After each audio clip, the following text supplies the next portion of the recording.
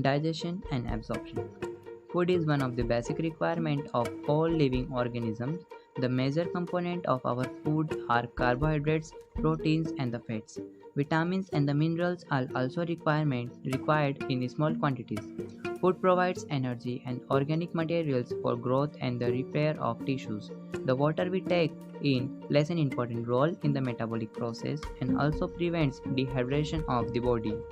Biomacromolecules in food cannot be utilized by our body in their original form. They have to be broken down and converted into simple substances in the digestive system.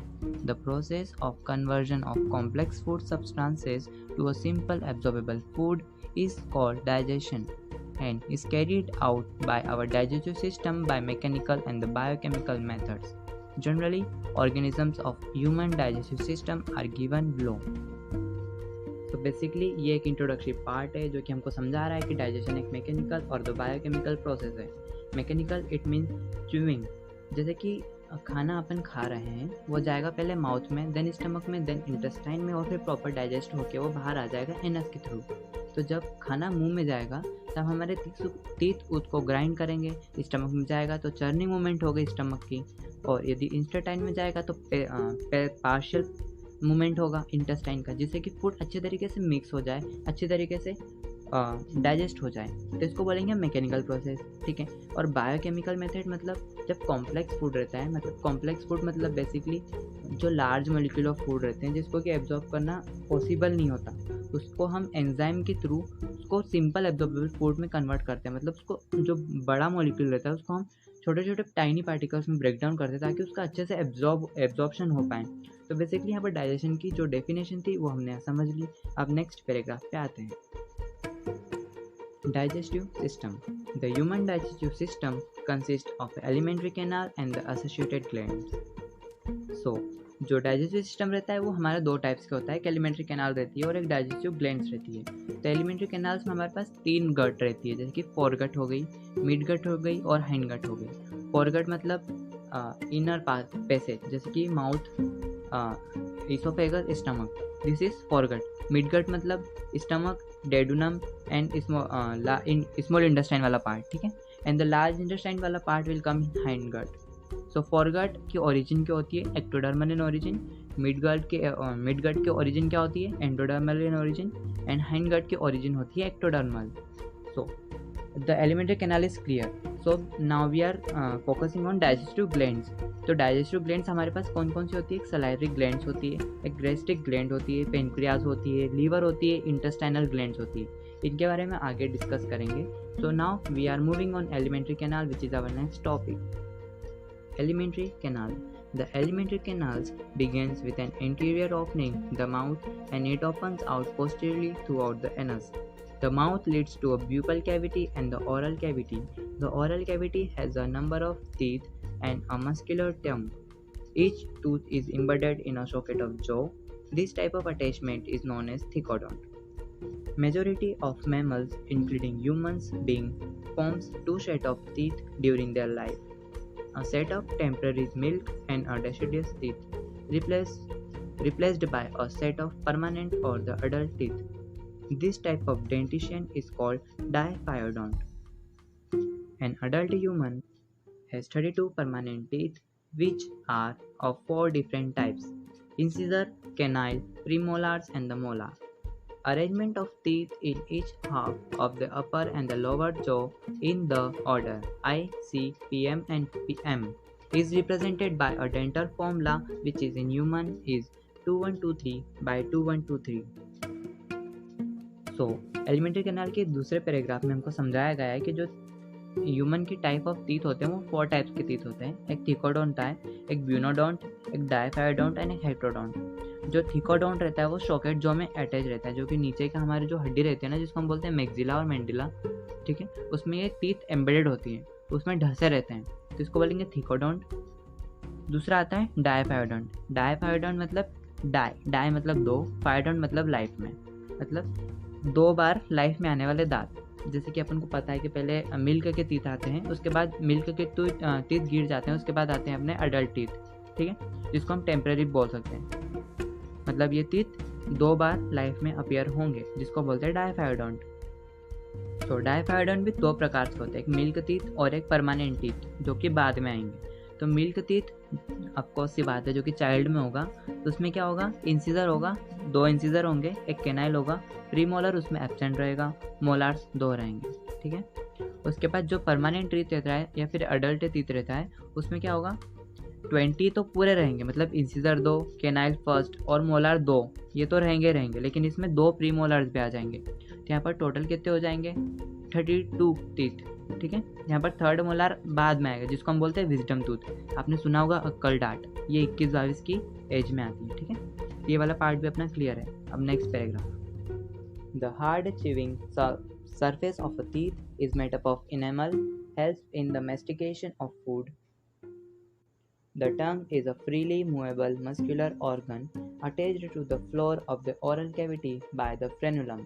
The upper structure of a tongue is a small projection known as papillae. Some of bear taste bud. So इस paragraph में समझाया गया है कि जो अपना enamel होता है, जैसे कि एक टूथ है, टूथ के ऊपर आपने वो वाइट लेयर देखी होगी, ठीक है, वो इनेमल की बनी रहती है। और एक बात ध्यान रखना कि जो इनेमल रहता है वो बॉडी का सबसे हार्डेस्ट मटेरियल रहता है, जो कि टूथ में ही पाया जाता है, ठीक है। सो टीथ का रोल तो आप सबको ही पता होगा, लेकिन मैं एक बार बता देता हूँ। जैसे कि इंसिजर है, वो क्या करेगा, कटिंग में, जो इंसिजर है वो कटिंग में फूड को कट करेगा। कैनाइल क्या करेगा, फूड को फाड़ेगा। और याद रखना कि जो कार्निवोरस एनिमल्स रहते हैं, जैसे कि लॉयन वगैरह, उसमें तीखे दांत आपको ज़्यादा मिलेंगे, और आप में भी तीखे दांत सिर्फ 2 होंगे, लेकिन हुए ना सिर्फ काटने में फाड़ने में काम में आते हैं। यदि कोई पर्सन मीट ले रहा है, वो उसके लिए बहुत ज़्यादा इंपॉर्टेंट है, ठीक है। उसके बाद आते हैं प्रीमोलर्स। प्रीमोलर्स और मोलार दोनों क्रशिंग में और चिविंग में काम में आएंगे। ये फूड को अच्छे टाइनी पार्टिकल्स में उसको चबाएंगे, उसको अच्छे से पार्टिकल्स में करेंगे ताकि एब्जॉर्ब अच्छे हो पाए, ठीक है। आगे इन्होंने टंग की बात की। तो टंग क्या होती है, एक फ्रीली मूवेबल होती है, जैसे कि अपन जीभ को हिला के बात कर सकते हैं। यदि जीभ बंदी रहेगी तो हम बात भी ढंग से कर नहीं पाएंगे। तो जो जीभ रहती है वो क्या, नीचे के फ्लोर से अटैच रहती है, जो हमारा नीचे का फ्लोर रहता है, जिसको हम बोलते हैं लोअर जो, उससे अटैच रहती हो। और जैसे कि आप अपनी जीभ को जैसे ऊपर उठाएंगे, आप देखेंगे कि आपकी जीभ जो कनेक्ट है ना, आपकी जीभ के नीचे एक वैसा कुछ रोड लाइक स्ट्रक्चर है, या फिर ऐसे बोलोगे कुछ स्किन टाइप टिश्यूज़ की बनी हुई की स्किन है, जो कि नीचे आपकी लोअर जो को कनेक्ट कर रही है। तो इस जो ये जो कनेक्शन है ना, जो जीभ का और तुम्हारे लोअर जो का, इसको हम बोलते हैं फ्रेनुलम, ठीक है। और जो टंग रहती है, जिसके आपको पता ही है, अच्छा खाना अपन को टेस्ट करवाती है। तो ये टेस्ट का स्वाद अपने पास कैसे आता है, जो टंग रहती है उसके बाद होते हैं पेपिले। पेपिले में टेस्ट बर्ड रहते हैं, और ये टेस्ट बर्ड क्या होते हैं, एक नर्व सेल से जुड़ी रहती है, ठीक है। तो जैसे ही कुछ खाना आता है, ये टेस्ट बर्ड के ऊपर गिरता है, ठीक है। जो टेस्ट बर्ड के ऊपर जैसे ही गिरेगा, ये टेस्ट बर्ड उसको एब्जॉर्ब करेगा। टेस्ट बर्ड सिग्नल देगा नर्व सेल को, और ये नर्व सेल जाएगी ब्रेन में, ठीक है।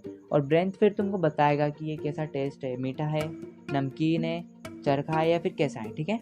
ओके, सो नेक्स्ट पार्ट पे आते हैं, ठीक है। The oral cavity Leeds into a short pharynx which serves as a common passage for food and air. The esophagus and the trachea, which is windpipe, opens into the pharynx. A cartilaginous flap called a epiglottis prevents the entry of food into the glottis. Opening of the windpipe during swallowing of the food. The esophagus is a thin, long tube which extends posteriorly, passing throughout the neck, thorax, and the diaphragm, leads to a J-shaped bag which is called the stomach. A muscular sphincter, which is a gastroesophageal, regulates the opening of the esophagus into the stomach. The stomach, located in the upper left position of the abdominal cavity, has 4 major parts, which is a cardiac portion into which the esophagus opens, a fundus region body, which is a main central region, and a pyrovic portion, which opens into the first part of a small intestine. So ये paragraph बहुत बड़ा था, लेकिन इसमें से question बनने की बहुत ज़्यादा चांसेस है, तो इसको प्लीज़ ध्यान से पढ़ना। तो इसमें पहले इन्होंने फेरिंग्स का डिस्कशन किया, उसके बाद इसोफेजियस का, उसके बाद स्टमक का। तो पहले फेरिंग्स की बात करते हैं। तो फेरिंग, जैसे कि इन्होंने बोला, common passage for food and air होती है। तो फूड एंड एयर के लिए कॉमन पैसेज बनी कैसे? तो जैसे कि आपको पता होगा कि अपन जैसे कि नाक से हवा लेते हैं और मुंह से खाना खाते हैं, तो जिस जगह पे ये दोनों मिल रहे हैं हम उसको बोलेंगे फेरिंग्स, ठीक है। इसके बाद आता है ट्रेकिया। ट्रेकिया में फेरिंग्स जाके जाएगा, और जैसे कि आपको पता होगा कि ट्रेकिया और जो फूड पाइप रहती है जिसको हम इसोफेगस बोलते हैं, तो इसोफेगस और जो ट्रेकिया रहती है वो दोनों पास पास में रहती है, ठीक है। तो खाना जब हम खाते हैं ये फूड पाइप में चला जाए विच इज़ इसोफेगस, तो फेरिंग्स के ऊपर क्या होता है, एक फ्लैप लाइक स्ट्रक्चर होता है, क्योंकि जब खाना आएगा तब वो अपने आप को ढक लेगा, अपने पाइप को ढक लेगा, ताकि खाना ट्रेकिया में न चला जाए और ये जाके रेस्पिरेटरी पैसेज को ब्लॉक ना कर दे, जिससे कि अस्थमा या फिर अदर रेस्पिरेटरी डिजीज ना कॉज हो जाए, ठीक है। इसलिए वो एपिग्लोटिस या फिर ग्लोटिस रहता है। ग्लोटिस रहता है ट्रेकिया के ऊपर, और जो गलट रहता है वो एपिग्लोटिस के ऊपर रहता है। ये प्रिवेंट ऑफ एयर, जो हार्मफुल एयर रहती है वो टॉक्सिक एयर रहती है, इसोफेगस में नहीं आ पाए, इसके ऊपर रहती है गलेट, और ट्रेकिया के ऊपर रहती है ग्लोटिस। तो फेरिंग्स यहाँ तक क्लियर है। अब बात करते हैं हम इसोफेगस की, which is a food pipe. तो पहले तो इसकी लेंथ इंपॉर्टेंट है। तो इसोफेगस की लेंथ कितनी होती है, 22 to 25 सेंटीमीटर। ये मसल्स की बनी रहती है, ठीक है। इसकी मसल्स कितनी रहती है, अब मैं इसकी मसल्स को आगे डिस्कस करूँगा मैं, ठीक है। लेकिन मैं बस इतना बताना चाहता हूँ कि जो इसोफेगस की मसल्स रहती है वो सुपीरियर और इन्फीरियर में डिवाइड रहती है। सुपीरियर मतलब जैसे कि फेरिंग से लेकर 1/3 पार्ट में, और फिर इन्फीरियर मतलब सुपीरियर के नीचे ही इन्फीरियर आती है, जो कि अटैच करेगी स्टमक की। तो जो सुपीरियर वाली रहती है वो स्केलेटन मसल की बनी रहती है, और जो इन्फीरियर वाली रहती है वो स्मूथ मसल से बनी रहती है। तो सुपीरियर 1/3 होती है और इन्फीरियर 2/3 होती है, ठीक है। लेकिन एक बात का याद रखना कि जो इसोफेगस रहता है ये कभी भी डाइजेशन या फिर एब्जॉर्प्शन ऑफ फूड कभी नहीं करता। ये बस फूड को म्यूकस के साथ ह्यूमिडिफाई करता है और उसको अच्छे से मिक्स करवाता है। जो फूड को चिपचिपा बनाता है वो इसोफेगस में म्यूकस सेल रिलीज करता है, और ये फूड चिपचिपा बन के जाता है स्टमक में। तो जैसे कि फूड अच्छा सा बोलस बन गया, हम बोलस बोलेंगे जिसमें कि जो फूड रहता है वो यदि म्यूकस के साथ अच्छे से मिक्स हो गया, हम उस फूड को बोलेंगे बोलस, ठीक है। ये बोलस जाएगा इसोफेजियल से स्टमक में।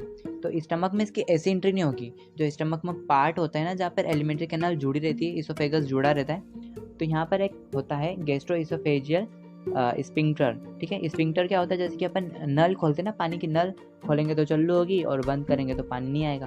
तो यहाँ पर जब जो आता है फूड, ये इस पर प्रेशर डालता है, ठीक है, ताकि गैस्ट्रोइसोफेजियल जो रिसेप्टर होते हैं ये खुल जाए, स्पिंक्टर है खुल जाए।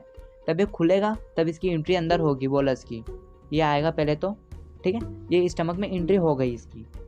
तो स्टमक एक क्या होता है, एक मस्कुलर ऑर्गन रहता है जिसको ये जे शेप भी रहता है।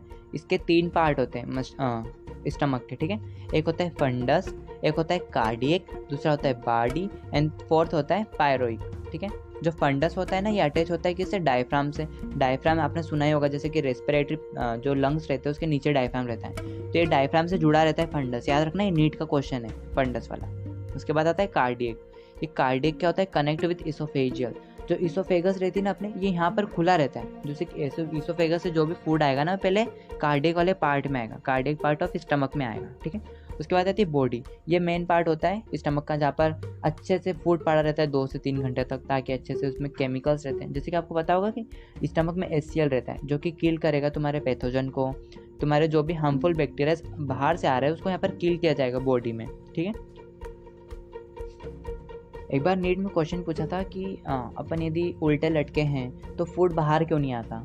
तो ये याद रखना कि जो स्टमक में जो इंस्पेक्टर है ना, जो गैस्ट्रो इसोफेजियल, जो opening and the closing of stomach की जो ये बात कर रहा है, ठीक है। तो यही उसमें ये रहेगा कि जब तक ये बंद रहेगा तब तक वो बाहर नहीं जाएगा, और जब तक ये खुला रहेगा तो समझो वॉमिटिंग हो गई, ठीक है। तो अपन आते हैं 4th part of stomach, which is pyruvic. तो पायरोविक क्या होता है, डेडुनम में खुलता है। पायरोविक स्मॉल इंटेस्टाइन का एक छोटा सा पार्ट होता है जेजुनम, ठीक है, उसमें खुलता है। तो अब अपन बात करते हैं आगे स्मॉल इंटेस्टाइन की। पहले तो पैराग्राफ पढ़ते हैं। Small intestine is distinguished into 3 region, she-shaped duodenum, a long coiled middle portion which is jejunum, and a highly coiled ileum. The opening of the stomach into the duodenum is guarded by the pyrovic sphincter. Ileum opens into the large intestine. It consists of cecum, colon and the rectum. तो जैसे कि अपन ने पढ़ा था कि stomach में जो opening है वो गैस्ट्रोइसोफेजियल एक स्फिंक्टर होता है, वो इसको रेगुलेट करता है। तो वैसे ही जो स्मॉल इंटेस्टाइन से जो स्टमक से जो भी फूड है वो स्टमक स्मॉल इंटेस्टाइन में जाएगा, तो ये भी एक स्पिंक्टर से जुड़ा रहता है जिसको हम बोलेंगे सुप्रा oesophageal, sorry it is a pyruvic sphincter. ठीक है, ये पायरोविक स्पिंक्टर से क्या करेगा, जो कि फूड रहता है जो स्टमक में रहता है वो नीचे आता है। ठीक है, और जैसे कि अपन को पता है कि स्मॉल इंटेस्टाइन के 3 पार्ट है, जैसे कि एनसीईआरटी ने भी डिस्कस किया है। एक सी शेप ड्यूडेनम रहता है जो कि सी शेप रहता है जो कि स्टमक से जुड़ा रहता है। ठीक है, इसका अपन आगे डिस्कस करेंगे। और दूसरा होता है जेजुनम और थर्ड होता है इलियम। और एक बात, जो ब्रश बॉर्डर कॉलमनार एपिथेलियम रहती है, ये लाइन होती है स्मॉल इंटेस्टाइन में। ठीक है, तो जैसे कि अपन को पता है कि स्मॉल इंटेस्टाइन के 3 पार्ट होते हैं, duodenum, jejunum and ileum.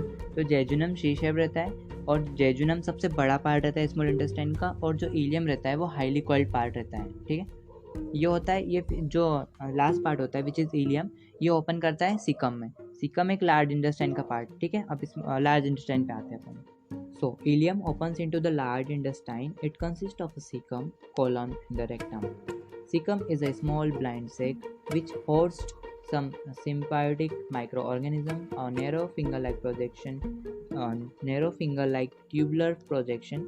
The vermiform appendix, which is a vestigial organ, arises from the cecum. The cecum opens into the colon. The colon is divided into 4 parts, which is ascending, transverse, and descending part, and a sigmoid colon. The descending part of large intestine opens into the rectum, which opens out throughout the anus. So large intestine के 3 part होते हैं, जैसे कि अपन ने पढ़ा था ilium सबसे largest होता है। सॉरी, मैंने आपको जेजुनम को बता दिया था, लेकिन इलियम सबसे लार्जेस्ट होता है। ठीक है, ये हाईली कॉइल्ड रहता है और इसमें एब्जॉर्प्शन सबसे ज़्यादा होता है। जो इलियम रहता है ये खुलता है किसमें, सीकम में। तो सीकम में एक सिम्बायोटिक माइक्रो ऑर्गेनिज्म रहते हैं जो कि विटामिन के और विटामिन बी के लिए रिस्पॉन्सिबल होंगे। ठीक है, ये नीट का क्वेश्चन था। जो सीकम रहता है वो एक ब्लाइंड सेक रहता है, उसमें क्योंकि एक वर्लिफॉर्म अपेंडिक्स रहती है। अपेंडिक्स का ऑपरेशन भी होता है, पता है, कि जिसमें यदि फूड इंटर होता जाए इसमें, और यदि फूल जाए, ये पक जाती है, ये सड़ जाती है, तो इसका ऑपरेशन भी करना जरूरी है। ठीक है, ये सिलेबस में नहीं तो इसको नहीं पढ़ेंगे। तो जो सीकम रहती है ये एक लार्ज इंटेस्टाइन का पार्ट होता है। और जैसे कि आपने पता होगा कि जो लार्ज इंटेस्टाइन रहती है वो पूरे वैसे घुमावदार वैसा रहता है। ठीक है, तो जो सीकम का सामने वाला पैसेज है लार्ज इंटेस्टाइन को, उसको बोलेंगे असेंडिंग कॉलन, दूसरे को बोलेंगे ट्रांसफर, और थर्ड को बोलेंगे जो नीचे आ रहा है डिसेंडिंग। ठीक है, और फिर ये एस शेप बना के रेक्टम में खुलता है, तो इस एस शेप को बोलेंगे हम सिग्मोइड कॉलन। ठीक है, और एफ साइड ये क्या रेक्टम में खुलेगा और फिर ये जाके एनल में खुलेगा, एनल कैनाल में खुलेगा, जिसको हम एनर्जी बोलते हैं, जिससे कि फूड बाहर हो जाता है। याद रखना है कि जो लार्ज इंटेस्टाइन रहती है वो एब्जॉर्प्शन ऑफ फूड के लिए नहीं बनी रहती, बस ये सिंपल जो नॉर्मल सॉल्ट रहते हैं, नॉर्मल विटामिन रहते हैं वो यहाँ एब्जॉर्ब हो जाते हैं, बाकी कुछ ज़्यादा एब्जॉर्प्शन नहीं होता, क्योंकि ज़्यादा एब्जॉर्प्शन सिर्फ स्मॉल इंटेस्टाइन में हो ही जाता है। सो नेक्स्ट पैराग्राफ पे आते हैं। The wall of alimentary canal forms esophagus to the rectum processes 4 layers, namely serosa, muscularis, submucosa, and the mucosa.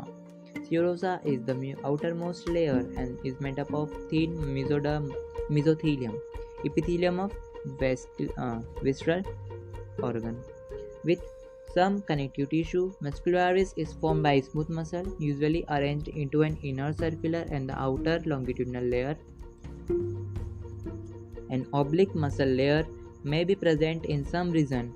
The submucosal layer is formed of loose connective tissue containing nerve, blood, and the lymph vessel. In duodenum, glands are also present in submucosa. The innermost layer lining the lumen of the alimentary canal is the mucosa. These layers form irregular fold, which is rugae in the stomach, and small finger-like projection called as villi in the small intestine. The cells lining in the villi produces numerous microscopic projections called as microvilli, giving a brush border appearances. These modifications increases the surface area enormously. Villi are supplied with a network of capillaries and a large lymph vesicle called as lectral. The mucosal epithelium has goblet cell which secrete mucus that help in the lubrication. Mucosa also forms glands in the stomach gastric glands and the crypts in the between the basal of villi in the intestine, crypt of liver cone. Also, the four layers shown modification in different part of this alimentary canal. तो आपके NCERT पे ऊपर figure 16.4 और figure 16.5 का एक diagram दिया होगा, तो आप उसको एक बार देखिए। तो पहले हम बात करते हैं फिगर 16.4 की। तो जैसे कि एलिमेंट्री कैनाल रहती है जिसको हम बोलते हैं फूड पाइप, यदि उसको हम कट करेंगे बीच में से, लॉन्गिट्यूडनल कट करेंगे, उसको माइक्रोस्कोप में देखेंगे तो अपन को इसकी लेयर्स दिखेगी। तो जैसे कि आपको दिख रही होगी जो फर्स्ट लेयर है इसकी सिरोसा, जो कि इसकी आउटर लेयर है, ठीक है। उसके बाद आती है इसकी inner layer which is inner circular and outer longitudinal. अब इसने ऐसा क्यों लिखा है कि इनर सर्कुलरिस और आउटर लॉन्गिट्यूडनल है? जैसे आपको दिख रहा हो कि जो सिरोसा और जो सब म्यूकोसा और इनके बीच में जो फर्स्ट लेयर है जिसमें कि सर्कल्स बने हुए हैं फर्स्ट लेयर में सिरोसा के बाद, ठीक है। इस सर्कल्स कैसे लॉन्गिट्यूडनल होंगे ना, जैसे कि रोड रहती है गोल गोल, ये गोल लॉन्गिट्यूडनल को अपन ऐसे काटेंगे बीच रोड को तो ऐसी दिखेगी गोल गोल। और ये सब म्यूकोसा ये जो आउटर लॉन्गिट्यूडनल दिख रही है, ठीक है, इसको हम बोलेंगे ऐसे ही क्योंकि ये सर्कुलर है। जैसे कि मान लो कि एक रोड है, रोड को अपन बीच में से कट करते हैं और ऊपर से देखते हैं तो सर्कल ही दिखेगा ना, बाहर के नीचे की रोड पूरी ना दिखेगी। तो अपन ने बीच भी लॉन्गिट्यूडनल किसको हटाए, एलिमेंट्री कैनाल को, इसोफेगस को। तो ये अपन को यहाँ पर गोल गोल सर्कल दिखेंगे ऊपर से। ये क्या होती है आउटर लॉन्गिट्यूडनल। और जो इनर सर्कुलर जो बता रही है, इनर सर्कुलर जैसे कि अपन यदि गोल गोल चक्र बना देंगे, इसको काटेंगे तो गोली दिखेगा ना ऊपर से। तो सिंपल बस वही कॉन्सेप्ट है, इसमें ज़्यादा कुछ माथापच्ची करने की जरूरत नहीं। तो इनर सर्कुलरिस और आउटर लॉन्गिट्यूडनल दोनों मिलकर बनाती है मस्कुलरिस इंटरना, ठीक है, एक्सटर्ना सॉरी। इसके बाद आती है सब म्यूकोसा इतना कुछ खास नहीं है, ठीक है। इसके बाद आती है म्यूकोसा और ल्यूमेन। इसमें ज़्यादा कुछ इन्फॉर्मेशन गेन करने की ज़रूरत नहीं है, इसमें से क्वेश्चन बहुत कम बनते हैं, ठीक है। लेकिन इसको इतने से लाइट भी नहीं ले सकते अपन।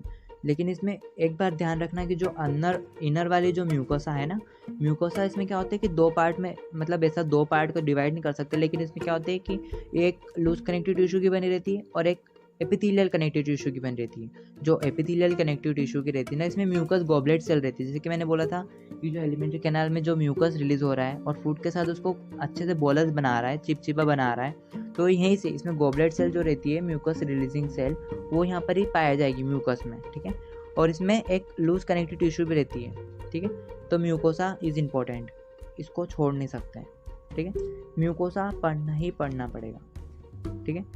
इसमें अपन को दो न्यूरॉन्स भी पता चलेगी, जो कि यदि ठीक है अब म्यूकोसा रिलीज करना है, उसको क्या पता चल रहा है कि फूड आ रहा है तो अपन को म्यूकस रिलीज करना है, तो यहाँ पर नर्व सेल तो होगी ना, ताकि ब्रेन इसको कंट्रोल कर सके, ठीक है। तो इसमें दो नर्व सेल होती है, एक माइनर पक्सिलिस होती है विच इज मेशनल पक्सिस, और दूसरा होता है माइनेट्रिक, ठीक है, माइनेट्रिक, ओके। तो माइनेट्रिक क्या आती है, सिर्फ कॉन्ट्रैक्शन में काम में आती है ताकि फूड नीचे मूव कर सके। और जो मिशनल पक्सिस रहती है वो सिक्रेशन ऑफ म्यूकस जैसे कि पड़ा, ठीक है। इससे ज़्यादा इसमें कुछ भी करने की ज़रूरत नहीं है।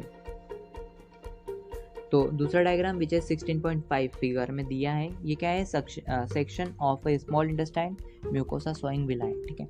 तो जैसे कि मैंने बताया था कि जो स्टमक है ना, स्टमक की आप देखना गूगल पे एक फोटो, स्टमक में है ना ऐसे कुछ रुगे बने होंगे, रुगे, ठीक है। वैसे कुछ उठाओ नीचाओ ऐसे कुछ बने रहेंगे, है ना, उसमें एब्जॉर्प्शन होता है। कि उठाओ इनको थोड़ा जूम करेंगे ना तो ये विलाई के फॉर्म में ऐसे ही दिखेंगे। ये स्ट्रक्चर आपको स्मॉल इंटेस्टाइन में मिलेंगे, ठीक है, जैसे कि हमने पढ़ा था वो सिलेटेड एपिथेलियम कॉलमनार वाली, ठीक है।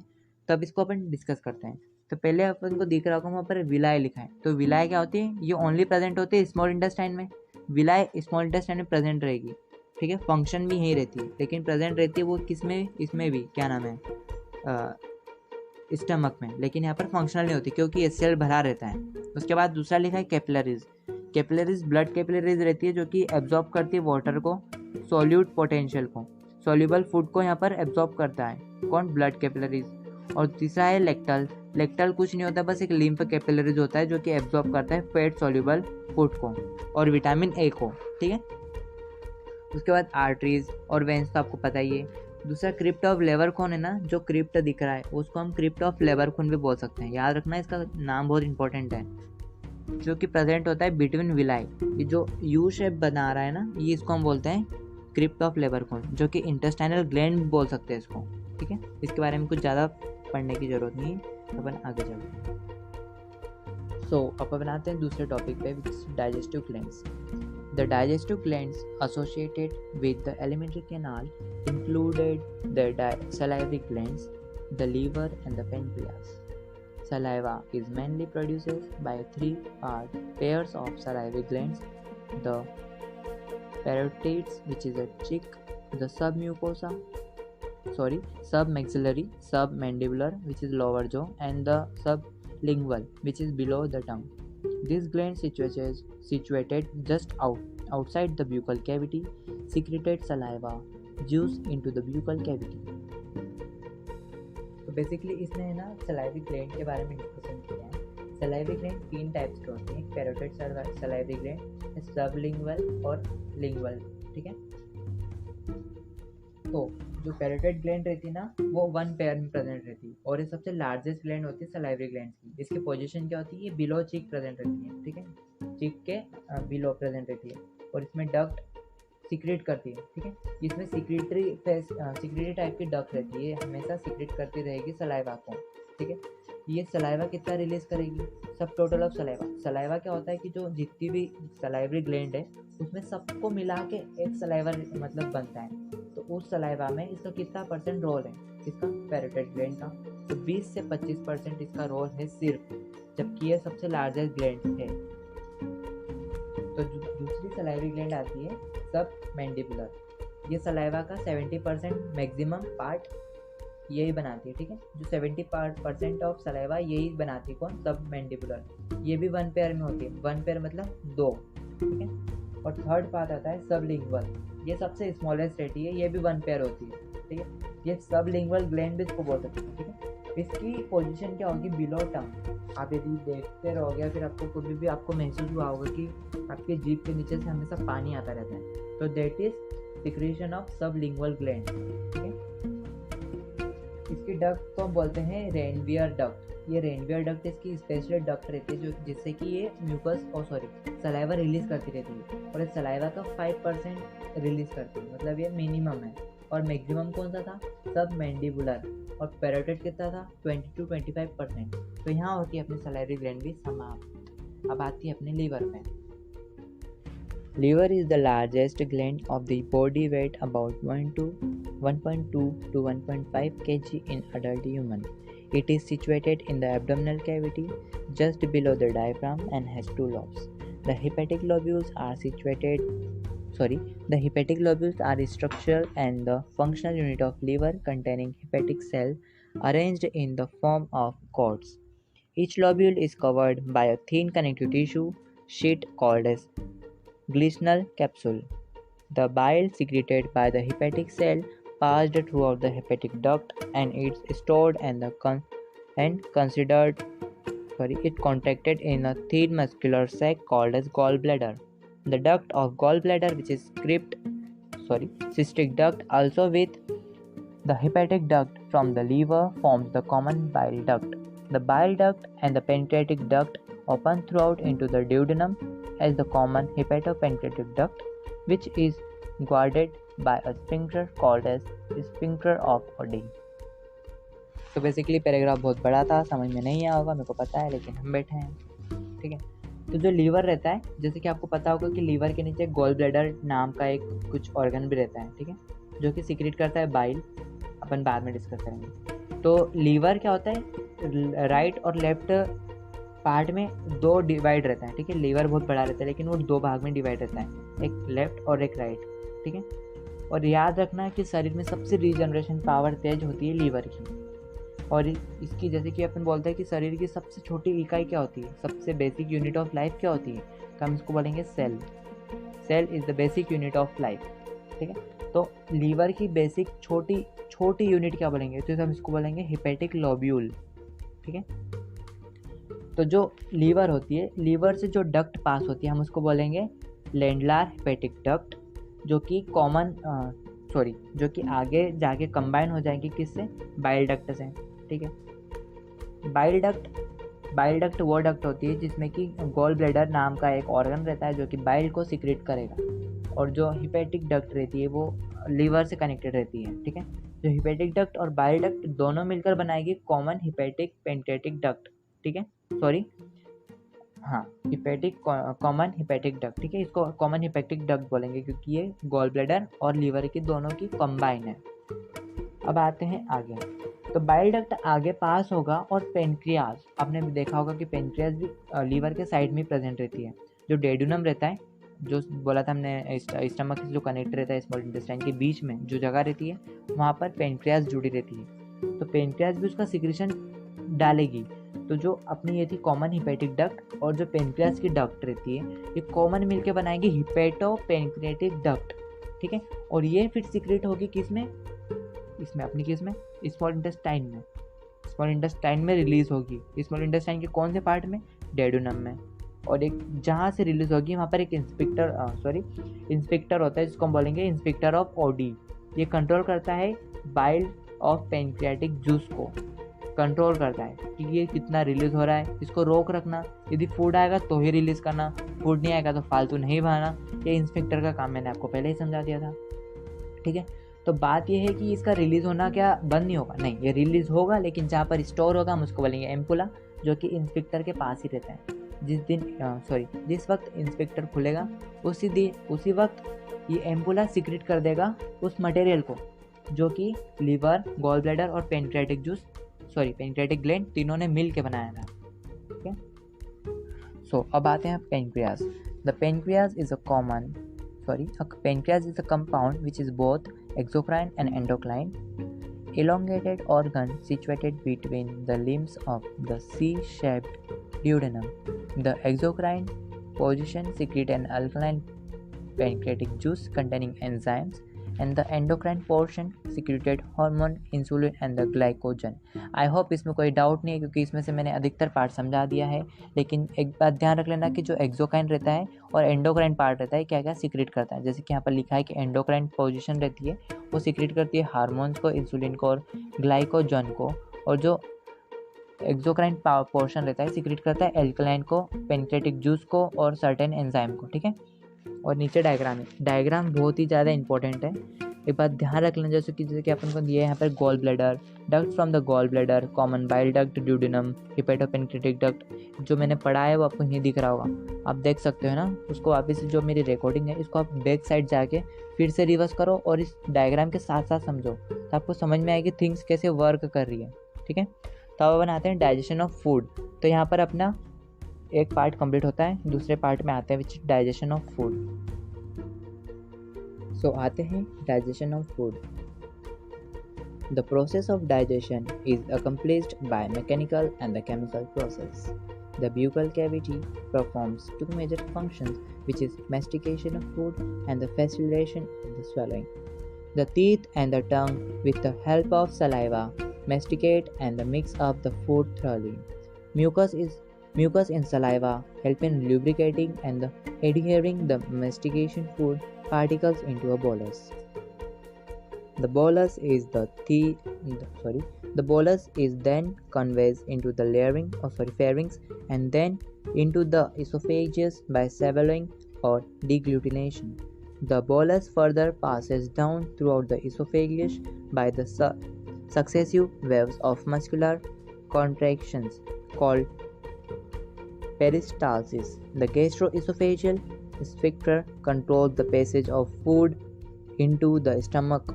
The saliva secreted into the oral cavity contains electrolytes, which is like sodium, potassium, calcium and HCO3, and enzymes salivary amylase and the lysozyme. The chemical process of digestion is initiated in the oral cavity by the hydrolytic action of the carbohydrates splitting enzyme. तो I hope इस paragraph में आपको कोई भी doubt नहीं होगा। जैसे कि मैंने आपको बताया था कि जो डाइजेशन ऑफ फूड रहता है ये माउथ से स्टार्ट हो जाता है। जैसे कि मैंने बोला था कि जो अपने टीथ रहते हैं, ये टीथ को क्या फूड डाइजेस्ट करेगा, जो टीथ रहते हैं वो फूड को च्यू करेंगे और इसको स्मॉल छोटे छोटे फंक्शनल पार्ट में बनाएगा ताकि वो अच्छे से एब्जॉर्ब हो जाए, ठीक है। तो सलाइवा इसको मेस्टिकेट करेगा, मतलब अच्छे से मिलाएगा। इसमें म्यूकस क्या करेगा, इसको चिपचिपा बनाएगा, ठीक है। और जैसे कि मैंने बोला था कि इसको फिर बोलेंगे अपन बोलस, जो कि पार्ट ऑफ फेरिंग्स में आता है।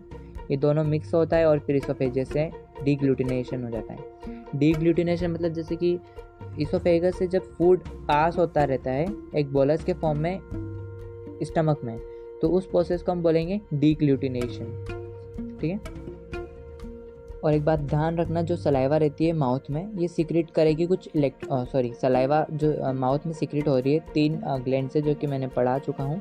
ये इसमें एक इलेक्ट्रोलाइट्स भी होते हैं जिसको जो कि एनसीईआरटी में दे रखे हैं, which is Na+, K+, Cl- and HCO3, जिसमें कि कुछ एंजाइम्स भी रहते हैं, ठीक है, जैसे कि salivary amylase and the lysozyme, ठीक है। अब next, the salivary amylase.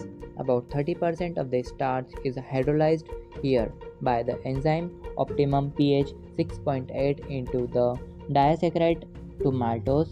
Lysozyme present in saliva act as antibacterial agent that prevents infection. तो बेसिकली जो स्टार्च रहता है वो सलाइवरी एमाइलेज के साथ रिएक्शन करके माल्टोज में कन्वर्ट होता है, ठीक है। तो इसका बस इतना सा फंक्शन है, और इसका पीएच ध्यान रख लेना क्योंकि पीएच में क्वेश्चंस आते हैं। तो next, the mucosa of stomach has a gastric glands. Gastric glands have 3 major types of cell, namely, first, mucous neck cell, which secrete mucus. Second, patriotic or the chief cell, which secrete proenzyme pepsinogen, and parietal or the oxantic cells, which secrete HCl and the intrinsic factor essential for absorption of vitamin B12. जैसे कि मैंने बोला था कि stomach में कभी भी absorption नहीं होता, लेकिन यहाँ पर एब्जॉर्प्शन होगा सिर्फ विटामिन B12 का, ठीक है। और याद रखना, जो कि मैंने बताया था कि स्टमक में रूगे होते हैं, रूगे, ठीक है। स्टमक के रूगे में एक ये 3 सेल प्रेजेंट रहती है। पहला होता है म्यूकस नेक सेल, जो कि सीक्रेट करेगी म्यूकस, ठीक है। दूसरी होती है पेप्टिक और द चीफ सेल, जो कि सीक्रेट करेगी प्रो एंजाइम और द पेप्सिनोजन। थर्ड है पेराइटल और ऑक्जेंटिक सेल, जो कि सीक्रेट करेगी HCl को। यदि पेट में HCl है तो HCl बन कहाँ से रहा है, तो ये वाली सेल है जो कि बनाएगी।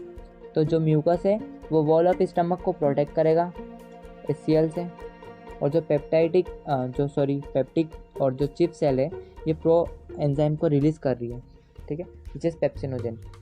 ये क्या करेगी, जो HCl का जो प्रेशर रहता है, जो HCl का जो pH रहता है, उसको मेंटेन करके रखेगी ताकि वो पेट में हड़बड़ी ना मचा दे। अब next part, the stomach store the food for 4 to 5 hours.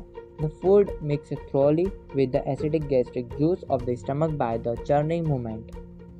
I hope इतना समझ में आ गया होगा क्योंकि ये मैंने पहले ही डिस्कस कर चुका हूँ। तो next, churning movement of its muscular wall, and it is called as chyme. The proenzyme pepsinogen on the explosion of hydrochloric acid gets converted into active enzyme pepsin. The proteolytic enzyme of the stomach, which is pepsin converts proteins into the proteons and the peptones, which is peptides. The mucus and the bicarbonates present in the gastric juice plays an important role in the lubrication and the protection of the mucosa epithelium from elongation by the highly contraction hydrolytic enzyme hydrochloric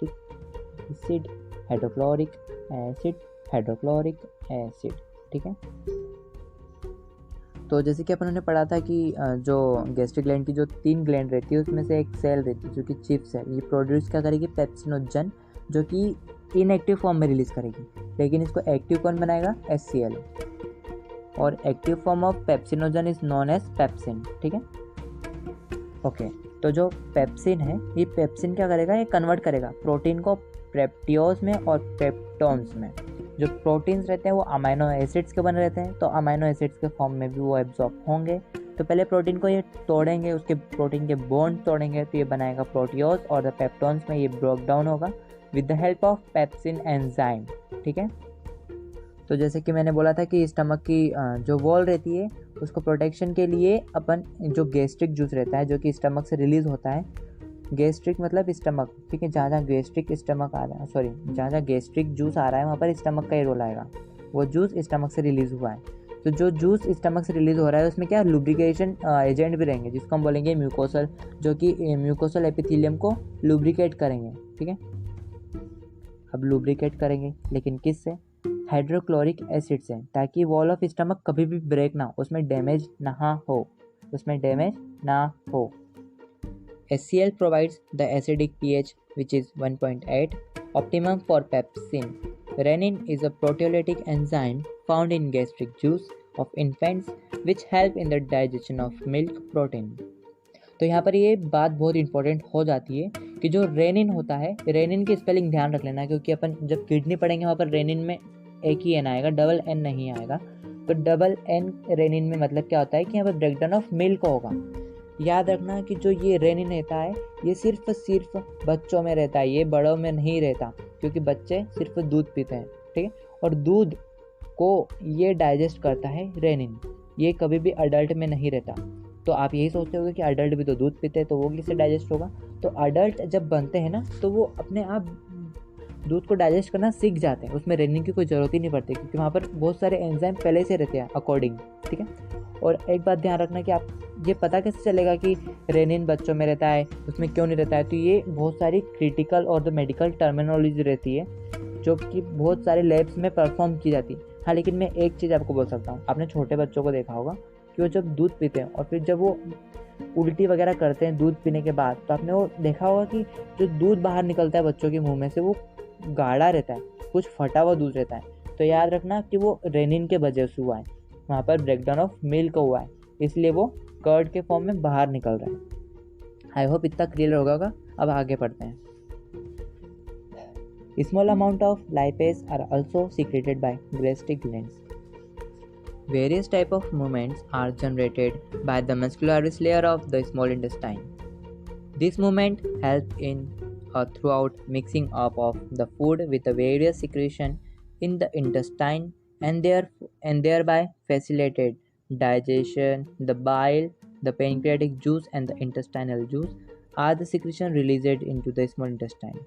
Pancreatic juice and the bile are released throughout the hepatopancreatic duct. The pancreatic juice contains inactive enzyme trypsinogen, chymotrypsinogen, procarboxypeptidase, amylase, lipase and the nuclease, ठीक है। तो I hope इसमें कोई doubt नहीं होगा। इसमें पहले तो एक पेनक्रेटिक जूस, इंटेस्टाइनल जूस, जो कि एक सिक्रेशन होता है स्मॉल इंटेस्टाइन का, ये कि मैंने बता दिया था कि जो बाइल रहता है, बाइल किससे रिलीज होता है, गॉल ब्लैडर से, ठीक है। जब ये रिलीज होगा ये पेनक्रेटिक जूस रिलीज करेगा। पेनक्रियाटिक जूस मतलब पेनक्रियास से रिलीज होने वाले, इंटेस्टाइनल जूस मतलब जो कि इंटेस्टाइन रिलीज करेगी, और स्मॉल इंटेस्टाइन में इसका सिक्रेशन पोर करेगी।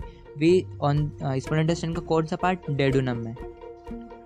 और जैसे कि मैंने बताया था कि जो इनका सिक्रेशन रहता है कॉमन हिपेटोपेनक्रेटिक डक्ट से बाहर आता है, जो कि डायग्राम में भी दिया है, पीछे एक बार देख लेना, ठीक है। और एक बात ध्यान रख लेना कि जो पेनक्रेटिक जूस रहता है ये जो इनएक्टिव एंजाइम रहते हैं, इसमें इनएक्टिव एंजाइम्स रहते हैं जो कि ट्रिप्सिनोजन, काइमोट्रिप्सिनोजन, प्रोकार्बोपेप्टाइडेज और amylase, lipase and the nucleus, ये 4-5 जितने भी हैं ये सब इसके इनएक्टिव एंजाइम्स हैं, ठीक है।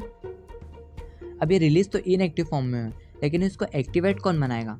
तो याद रखना कि जो ट्रिप्सिनोजन रहता है ये एक्टिवेट होता है एंजाइम्स का, जिसको हम बोलते हैं एंट्रोकाइनेज, ठीक है। जो कि इसको सीक्रेट कौन करेगा, पहली बात तो कि भैया ठीक इनएक्टिव फॉर्म है, लेकिन इसको सीक्रेट करने के लिए एक एंजाइम तो होना चाहिए। तो कि इसका एंजाइम कौन सा आता है, एंट्रोकाइनेज, ये सीक्रेट करेगा इंटेस्टाइनल म्यूकोसा से, ठीक है। और जो ट्रिप्सिनोजन होता है ये ट्रिप्सिनोजन किस में कन्वर्ट हो जाएगा, एक्टिव फॉर्म में, ट्रिप्सिन में, ठीक है। आगे बढ़ते हैं अपन। तो trypsinogen is activated by an enzyme enterokinase secreted by the intestinal mucosa into active trypsin, which is turn activates the other enzymes in the pancreatic juice. The bile released into duodenum containing bile pigment, which is brunium and the biliverdin, bile salt, cholesterol and the phospholipid, but no enzyme. I hope यहाँ तक कोई doubt नहीं होगा, ठीक है। Bile help in emulsification of fat, breaking down of the fat into very small vessels. Bile also activate lipase. तो next इन्होंने bile juice की बात की है, ठीक है। तो बाइल जूस में कुछ एक्स्ट्रा बताना चाहूँगा मैं। बाइल जूस रिलीज होता है 500 to 600 ml पर डे, ठीक है। इसका pH होता है 7.8 और ये 90% ऑफ वाटर रहता है इसमें, ठीक है। 5% इसमें कोलेस्ट्रॉल रहता है, लिथियम रहता है जिसमें फॉस्फोलिपिड इसमें मेन रोल है। बाइल सॉल्ट भी रहते हैं जो कि इनऑर्गेनिक सॉल्ट रहते हैं और ऑर्गेनिक सॉल्ट दो पार्ट में डिवाइड है। इनऑर्गेनिक सॉल्ट में सोडियम बाइकार्बोनेट आता है जो कि मेंटेन करता है एल्केलिक पीएच ऑफ ड्यूडेनम में, ठीक है। जो ड्यूडेनम में HCl का जो भी इफेक्ट रहता है वो यहाँ पर उसका मेंटेन करता है सोडियम बाइकार्बोनेट। और जो ऑर्गेनिक सॉल्ट रहते हैं बाइल जूस में वो क्या होता है, सोडियम, ठीक है, सोडियम रहता है। और एक इम्पोर्टेंट पॉइंट है जो कि नीट में भी पूछा गया है कि जो बाइल जूस रहता है ना इसमें कोई भी एंजाइम प्रेजेंट नहीं होता है। ये बहुत ही इंपॉर्टेंट क्वेश्चन बन जाता है नीट पॉइंट ऑफ व्यू से। सो नेक्स्ट पढ़ते हैं।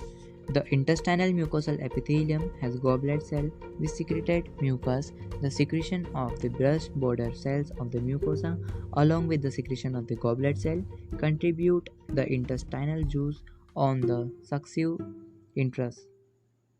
The juice contains a variety of enzymes like disaccharides, example maltase, dipeptidase, lipase, nucleosidase, etc.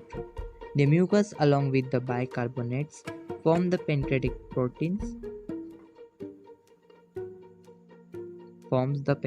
protects and the intestinal mucosa from the acid as well as provide an alkali medium pH of 7.8 for the energetic activities. Submucosal gland which is Brunner's gland also help in this. So intestine में mucus कहाँ से आता है, goblet cells है, first या फिर second line में लिखा है, ठीक है। एक बार पढ़ लेना, ये पैराग्राफ बहुत ही इजी है, एक बार पढ़ लेना। इसमें रटने की ज़्यादा चीज़ें जैसे कि माल्टेस वगैरह हो गया और सक्सेस इंटिसिकस हो गया, इसमें बहुत ज़्यादा क्वेश्चन बनने की संभावना है, स्पेशली पीएच के ऊपर। पीएच याद रख लेना, सलाइवरी एमाइलेज का पीएच 6.8 था और इसका कितना है 7.8, याद रख लेना। और बाइल का भी मैंने बताया था, ओके। तो नेक्स्ट पढ़ते हैं। Proteins, peptions and the peptrons partially hydrolyzed protein in the chyme reaching the intestine are acted upon by the proteolytic enzymes of pancreatic juice as given below.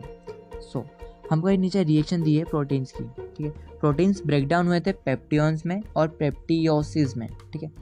इसमें इंटेस्टाइनल और जो प्रोटीोलिटिक एंजाइम रहते हैं, pancreatic juice रहता है जो कि क्या क्या है, ट्रिप्सिन, काइमोट्रिप्सिन और कार्बोपेप्टाइडेज, ये मिल के बनाएगा डाइपेप्टाइड्स में, किसको, प्रोटीन्स को। तो अपन यहाँ पर आ गए डाइजेशन ऑफ प्रोटीन में। ये बहुत यहाँ से इंपॉर्टेंट पॉइंट आ जाता है, मतलब यहाँ से जो ये पेज नेक्स्ट पढ़ेंगे अपन, यहाँ से एक मिनिमम क्वेश्चन आना ही आना है, याद रख लेना। तो प्रोटीन का डाइजेशन होगा डाइपेप्टाइड्स में with the presence of trypsin, chymotrypsin and carboxypeptidase. Carbohydrates in the chyme are hydrolyzed by the pancreatic amylase into disaccharides, ठीक है। सो इसमें दिया है कि जो कार्बोहाइड्रेट रहता है जिसको हम स्टार्च बोलते हैं, ये पॉलीसेक्राइड्स का एक फॉर्म रहता है, ठीक है। ये एमाइलेज के साथ रिएक्शन करके बना लेगा डायासेक्राइड्स, ठीक है। नेक्स्ट पढ़ते हैं। Fats are broken down by lipase with the help of bile into di and the monoglyceric acids, ठीक है। तो यहाँ पर आती है डाइजेशन ऑफ फैट की। तो फैट क्या होगा, फैट तो भैया फैट होता है, फैट मोटापा का कारण है, जैसे कि सभी दुख भरे हुए हैं सब, मतलब अधिकतर तो फीमेल ही है कि भैया हम मोटे हो गए, कैसे दुबले हो, चलो छोड़ो उस पर नहीं जाना, ठीक है।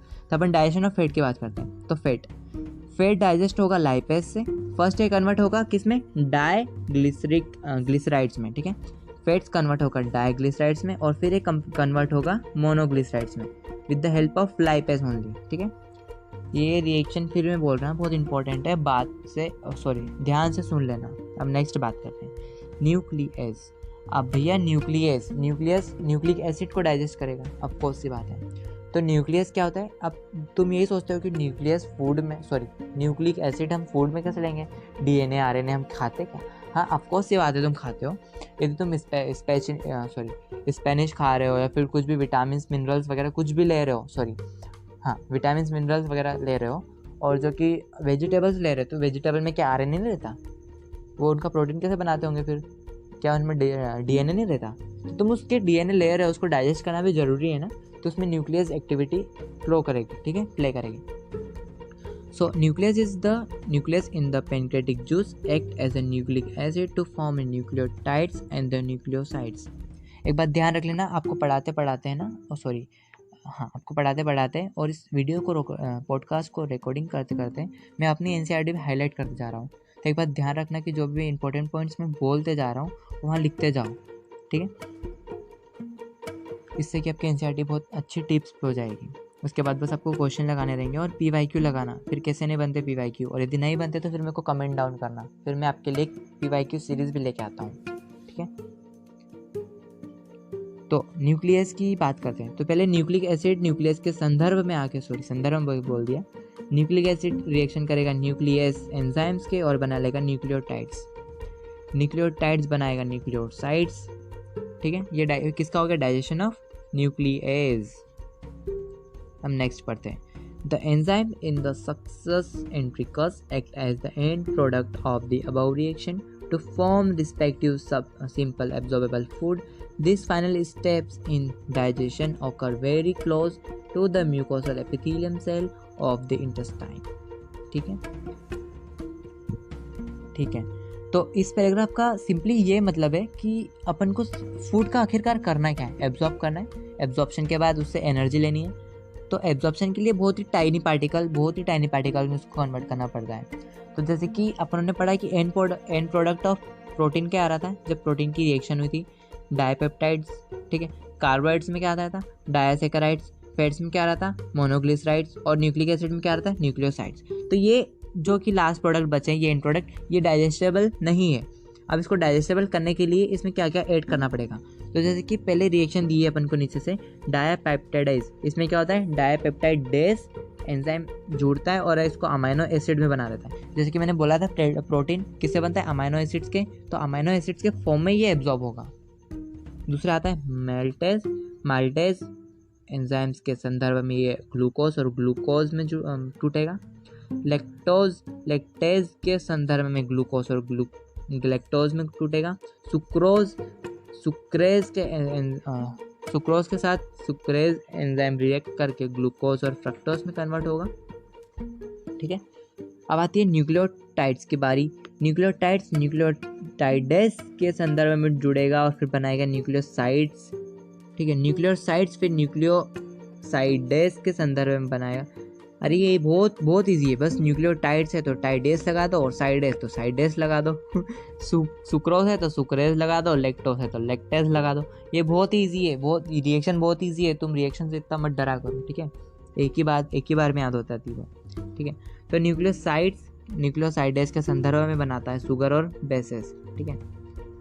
Di and the monoglycerides lipase के संदर्भ में बनाते हैं फैटी एसिड और ग्लिसरॉल। अब याद रख लेना जो कि ये बने हैं, जैसे कि एंड प्रोडक्ट इसके क्या क्या हो गए? प्रोटीन का हो गया अमाइनो एसिड, माल्टेज का हो गया ग्लूकोज एंड ग्लूकोज, लैक्टोज का होगा ग्लूकोज एंड गैलेक्टोज, सुक्रोज का होगा ग्लूकोज एंड फ्रक्टोज, और न्यूक्लिक एसिड का हो गया शुगर एंड बेसेस। बेसेस का मतलब जैसे कि आप लोगों ने पढ़ा होगा वैसे शुगर नाइट्रोजनस बेसेस, ठीक है, वही वाले। अब ये फॉर्म एब्जॉर्बेबल है, तो अब इनको फर्दर ब्रेक डाउन नहीं होगा। अब इसका सिंपल एब्जॉर्प्शन होगा, ठीक है। एब्जॉर्प्शन की भी प्रोसेस पढ़ेंगे। सब नेक्स्ट पढ़ते हैं। The breakdown of biomacromolecules mentioned above occur in the duodenum region of the small intestine. The simple substances thus formed are absorbed in the jejunum and ileum region of the small intestine. The undigested and the unabsorbable substances are passed on the large intestine. ठीक है। तो ये जो भी ऊपर दिया है ये सब बायो मैक्रोमोलिक्यूल है। मैक्रो मतलब बड़े बड़े, ठीक है, क्योंकि बायो माइक्रोमोलिक्यूल्स तो छोटे छोटे रहते हैं ना, उनको ब्रेक डाउन करने की जरूरत ही नहीं है, ठीक है। तो बायो मैक्रोमोलिक्यूल आगे जाके वो माइक्रोमोलिक्यूल में कन्वर्ट हो रहा है, जैसे कि अमाइनो एसिड ग्लूकोज वगैरह में, ठीक है। और ये फिर क्या होगा? स्मॉल इंटेस्टाइन में डाइजेस्ट हो जाएगा और फिर एब्जॉर्ब हो जाएगा और फिर आगे इस लार्ज इंटेस्टाइन में पास हो जाएगा। अब आगे पढ़ते हैं। आई होप इतना तुमको धूमधाम से समझ में आ रहा होगा और आई होप इसमें तुम फुल मार्क्स लेके आओ। No significant digestive activity occurs in the large intestine. The function of large intestine are absorption of some water, minerals, certain drugs. Second, secretion of mucus with the help of adhering the waste. which is undigested particles together and lubricating it for an easy passage. The